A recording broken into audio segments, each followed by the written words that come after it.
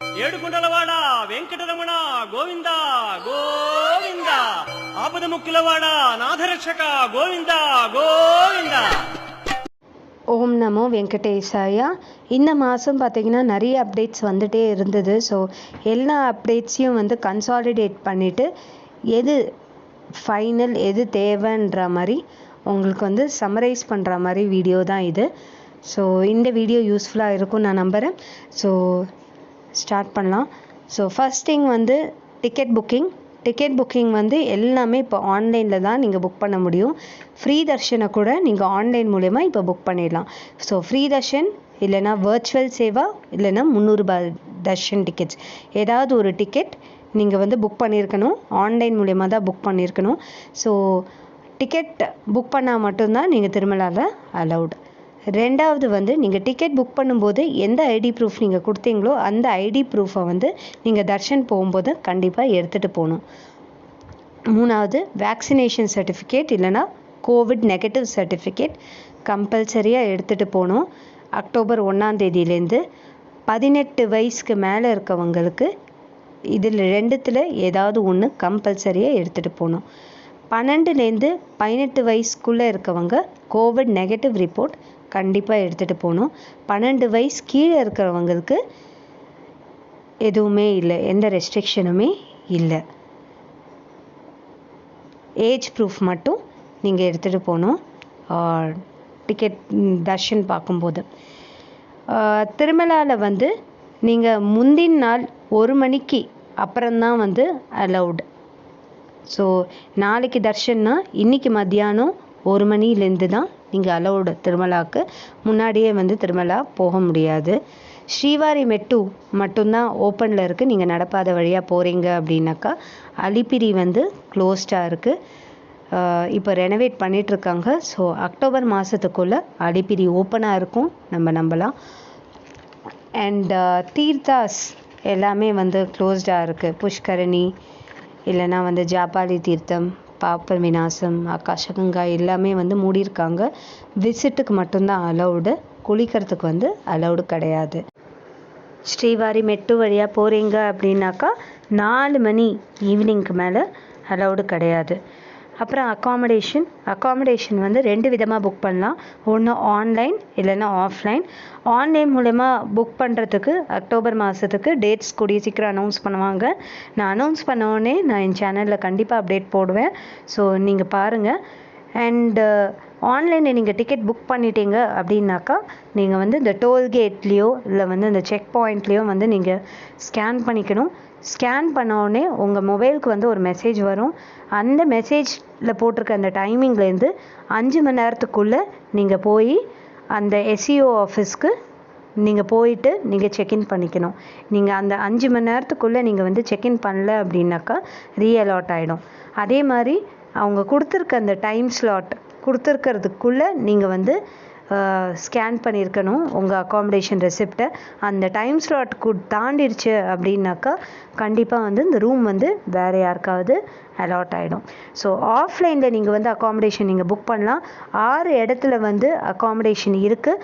So accommodation counters இருக்குது. So எந்த 6 இடம்ன்றதை பார்க்கலாம். ஒன்று வந்து சிஆர்ஓ ஆஃபீஸ், 2வது எம்பிசி 34, 3வது வந்து ஜிஎன்சி டோல்கேட் பக்கத்தில் இருக்கிற லக்கேஜ் கவுண்டர் கிட்டக்க இருக்குது, 4வது பாலாஜி பஸ் ஸ்டேஷன், 5வது கௌஸ்துபம் ரெஸ்ட் ஹவுஸ், 6வது வந்து ராம்பகிச்சா கெஸ்ட் ஹவுஸ். ரூம்ஸ் வந்து 24 hours validity from check in time. Suppose நீங்கள் வந்து எக்ஸ்டெண்ட் பண்ணுறதா இருந்தால் அஃபிஷியலாக நீங்கள் எக்ஸ்டெண்ட் பண்ண முடியாது. சப்போஸ் நீங்கள் அந்த செக் அவுட் டைமை வந்து நீங்கள் தாண்டிட்டீங்க அப்படின்னாக்கா எய்தர் உங்களை வந்து பெனால்ட்டி பே பண்ண சொல்லுவாங்க ஈக்குவல் டு அமௌண்ட். நீங்கள் ரூமோட ரெண்ட்டுக்கு ஈக்குவலாக பெனால்ட்டி பே பண்ண சொல்லலாம், இல்லைனா உங்களை செக் அவுட் கூட பண்ண சொல்லலாம். ஸோ அண்ட் இந்த தடவை பிரம்மோற்சவம் ஏகாந்தத்தில் தான் நடக்கும். அதாவது பில்கிரிம்ஸ் வந்து இந்த தடவை பிரம்மோற்சவத்தில் பார்ட்டிசிபேட் பண்ண முடியாது. ஸோ இந்த மந்த்துக்கான வந்த அப்டேட்ஸ் எல்லாத்தையும் வந்து நான் சம்மரைஸ் பண்ணியிருக்கேன்னு நான் நினைக்கிறேன். வேறு ஏதாவது டவுட்ஸ் இருந்தால் கண்டிப்பாக கமெண்ட் செக்ஷனில் கேளுங்க, நான் வந்து கண்டிப்பாக அட்ரெஸ் பண்ணுறேன். ஸோ தேங்க்யூ ஃபார் வாட்சிங். ஓம் நமோ வெங்கடேசாயா. Om Namo Venkatesaya. So there were many updates coming over this month. So I would like to summarize all the updates so that people who are going for darshan will find it easy. First thing is about online tickets. So tickets are available only online, either Sarva Darshan or Virtual Seva or 300 rupees darshan. You can buy it only online. There are no offline tickets. Second thing is about ID proof. Whatever ID proof you have produced at the time of booking tickets, you need to carry it with you at the time of darshan. Third thing is about vaccination certificate from October 1st. Either vaccination certificate or COVID negative certificate is compulsory for people over 12 years of age.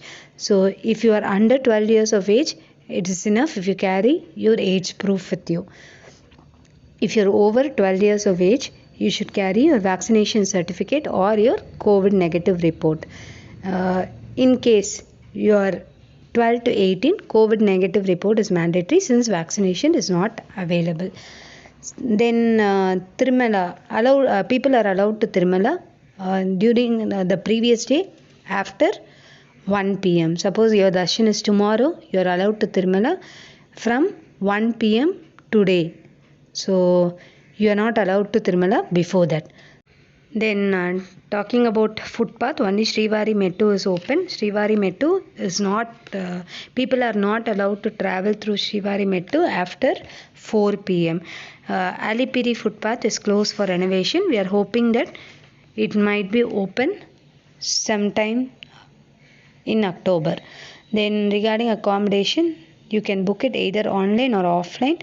Regarding online accommodation, it is yet to open for the month of October, and in case you have booked your accommodation online, you need to get it scanned in Alipiri tollgate or Srivari checkpoint, and from the time that is mentioned in your SMS that is received after you scan your accommodation receipt, it is valid for 5 hours from the message time, and you need to report to the respective sub-inquiry office within the 5 hours, or else your room will be reallotted to someone else.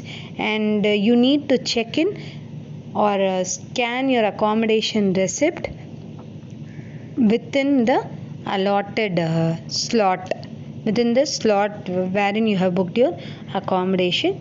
In case you fail to scan your accommodation receipt within the slot, then it is considered invalid, and the rooms may be allotted to somebody else.